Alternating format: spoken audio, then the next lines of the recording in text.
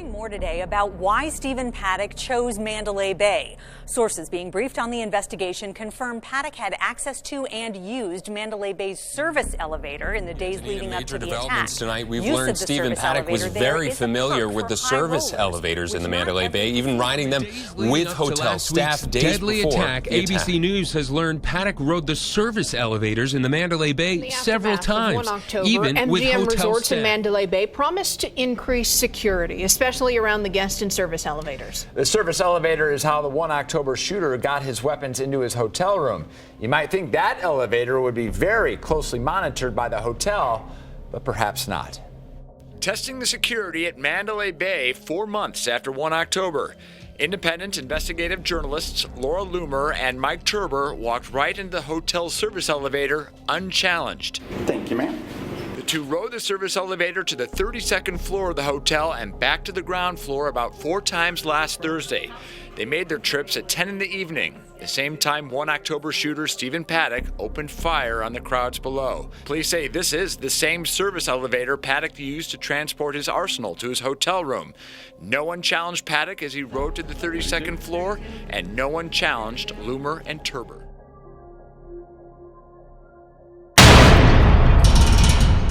They never, ever imbibed in any liquor.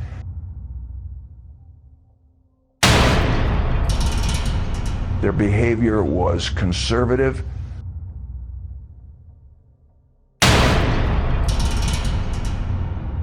Private, understated in every way.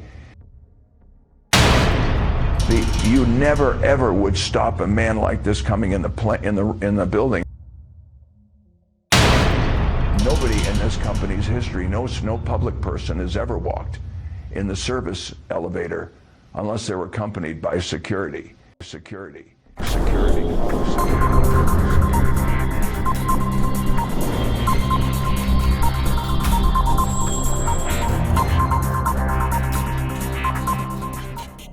Go up there, service elevator.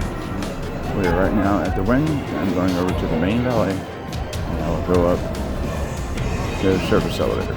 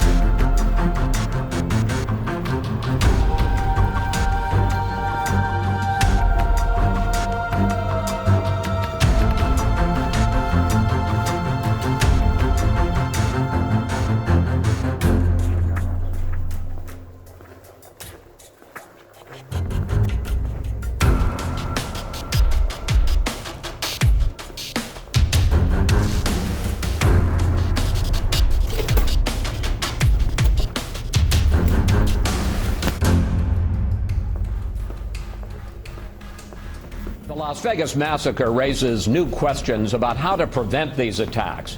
Joining me now for an exclusive interview, one of the giants of Las Vegas, Steve Wynn, chief executive of Wynn Resorts, who's been thinking about this problem for a long time. Steve, it was over a year ago when you said that Las Vegas was a target city and you were going to harden your hotels and casinos. What did you do?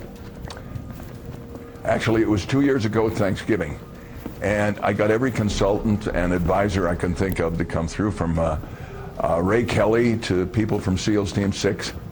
It took us from Thanksgiving until May to develop and institute and recruit a program of counterterrorism, and it'll be 2 years this May. And it started in 2015. And without going into great detail, what kind of things do you have on your facilities? Basically, we had to recruit and expand security by tens of millions of dollars to cover every entrance, to retrain the entire workforce, from housekeeping and room service, and people are in the tower and observing people. We had to cover every exit and every aspect of the building to see if we could identify and preempt any kind of terroristic or violent action.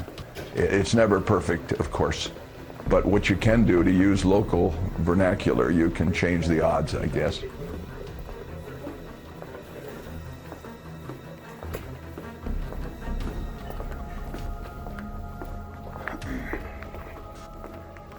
As you can see, it's not that hard. So, given all of that, and I know that you had hidden metal detectors and you had profilers in your casinos watching the people walking in and out, would any of those measures have prevented Stephen Paddock from checking into one of your hotels instead of the Mandalay Bay, to have brought in these suitcases carrying his arsenal, a couple of suitcases at a time, checking into a room on a high floor, knocking out the window, and raining terror down on people below? Well, I know that my friends at MGM are particularly fastidious about trying to protect their employees and their guests.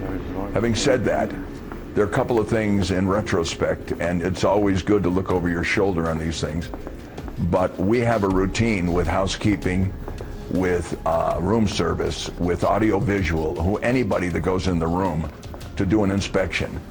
We also have rules about do not disturb. If a room goes on do not disturb for more than 12 hours, we investigate. We don't allow guns in this building unless they're being carried by our employees, and there's a lot of them. But if anybody's got a gun, and we find them continually, we eject them from the hotel. Well, Mr. Wynn, I am inside your service elevator, buddy. If he had suitcases carrying these automatic or semi-automatic weapons, would you have been able to spot that if they were in the suitcases being carried up to his room? Well, we certainly wouldn't invade the privacy of a guest in a room. But let's put it this way. The scenario that we're aware of would have indicated that he didn't let anyone in the room for 2 or 3 days. That would have triggered a whole bunch of alarms here. And we would have, on behalf of the guest, of course, investigated for safety. And it would have been a provocative situation. I'm sure that the same is true at other hotels, but in this hotel, a 36-hour, a 24-hour, a 36-hour do not disturb on a room is a predicate for investigation.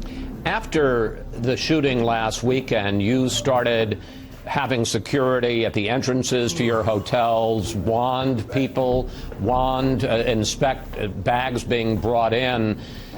Are you going to keep doing that? And with 2020 hindsight, the benefit there, have you thought of new measures that you're going to take to try to prevent another one of these massacres from happening, using one of the Wynn resorts as a perch to fire down on thousands of people on the street below? So back in here and back in with them.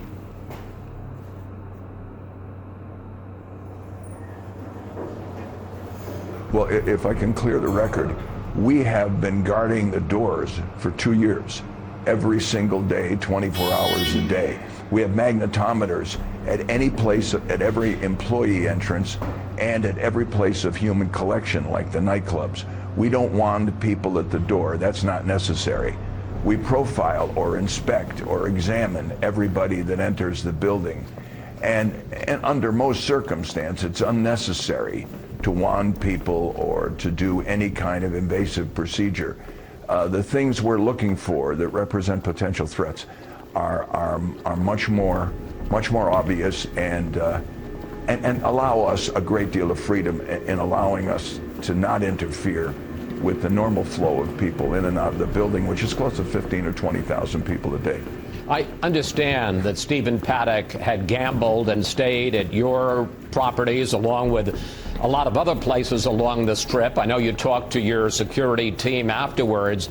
Looking back, after talking to all of them, how much of a profile did you have on him, and was there anything in that profile that should have raised a red flag? It's an interesting question. He's been staying in Las Vegas since '06. So we're talking about 11 years with his girlfriend, or at least in recent years, frequent visitor once or twice a month to this hotel and others. The most vanilla profile one could possibly imagine. A modest gambler, at least by our standards, nothing serious, paid promptly, never owed any money anywhere in Las Vegas. He didn't fit the profile of a problem or a compulsive gambler.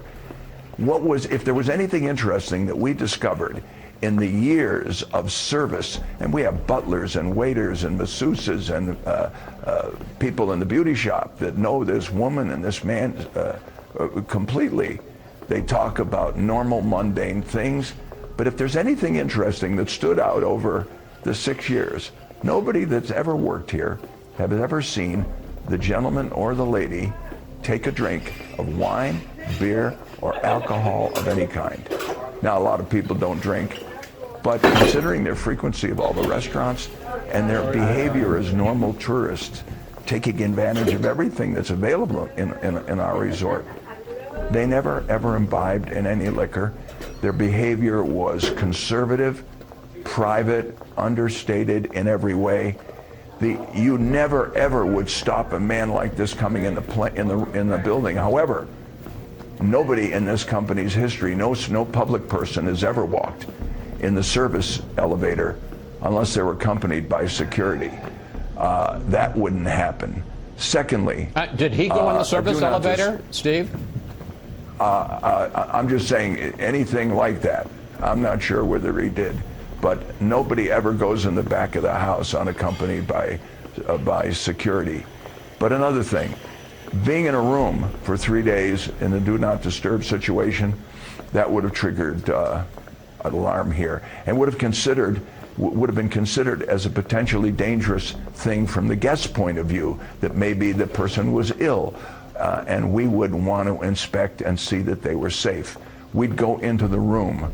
We'd want to know more about anybody who was sequestered in a room for more than 12 hours. That would be something that our people have been trained to look out for. Steve, you and I have known each other for some years. You are a very smart man who knows almost everything, has seen almost every aspect of human conduct. Do you have a theory? Do you have an instinct for the big question, why Stephen Paddock did what he did? No. No.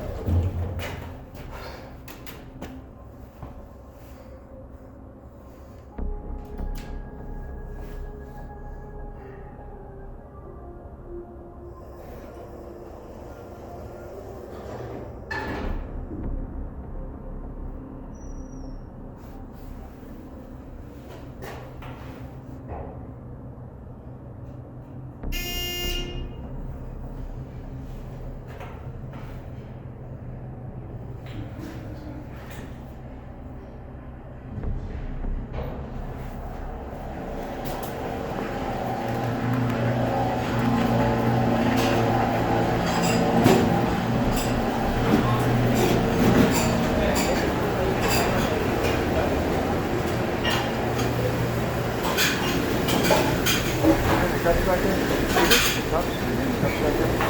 Cups? Yeah, the bowl cups. Bring the plastic bowl cups. Okay, no, make sure they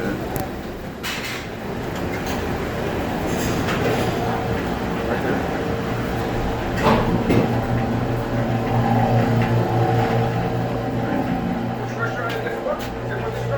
Yeah, those. Should have been. They weren't supposed to come here. They weren't supposed to come here for the onion soup. But that's what you have right there. So you're good.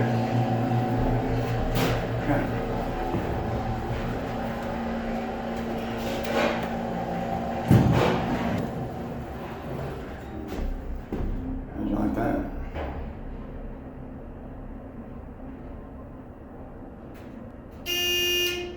But I have this feeling, Chris. This is a man who behaved rationally, privately, a little introverted, liked to play video poker, but he was a rational man, and every historical review of his behavior indicates that he was a rational man. So was his girlfriend. And yet he prepared, over an extended period of time, a totally irrational act. Now, this sounds like someone either totally demented, a behavior which he never evidenced, or someone who's sending a message. This is a plan. We don't know what that message is, or if there is one, but this behavior, according to my employees, is as stunning, as unexpected as any of them have ever met. And that's the status, that I hear from the sheriff, and watching television. That seems to be the momentary analysis of the situation. I really don't have anything to add to that. Steve Wynn, thank you. Thanks for your time. And we'll be watching how you and the rest of Las Vegas respond to this terrible tragedy. Thanks again, sir. We'll be fine. We'll be fine. The president did a good job. Welcome to the jungle.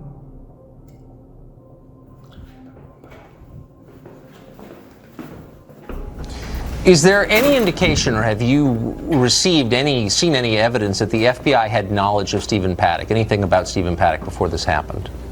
Well, not yet, because we don't have anything released from the FBI or other law enforcement agencies about him, really.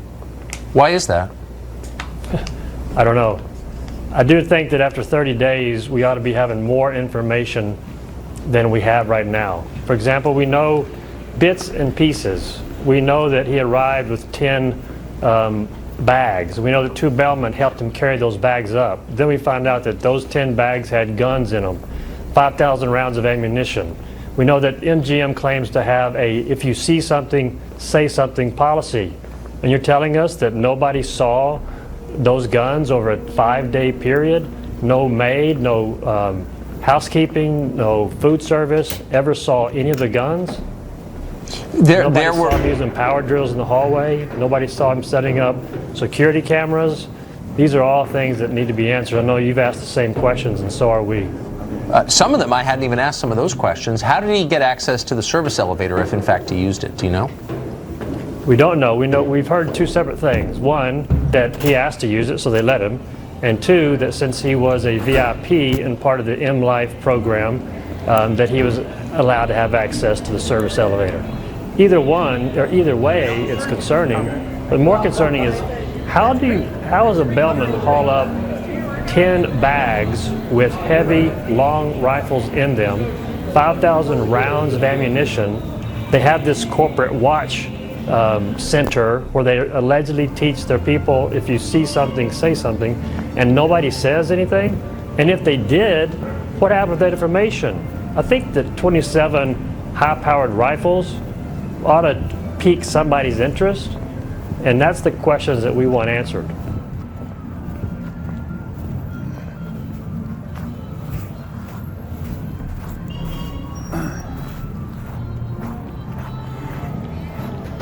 Well, as you can see, that wasn't too hard.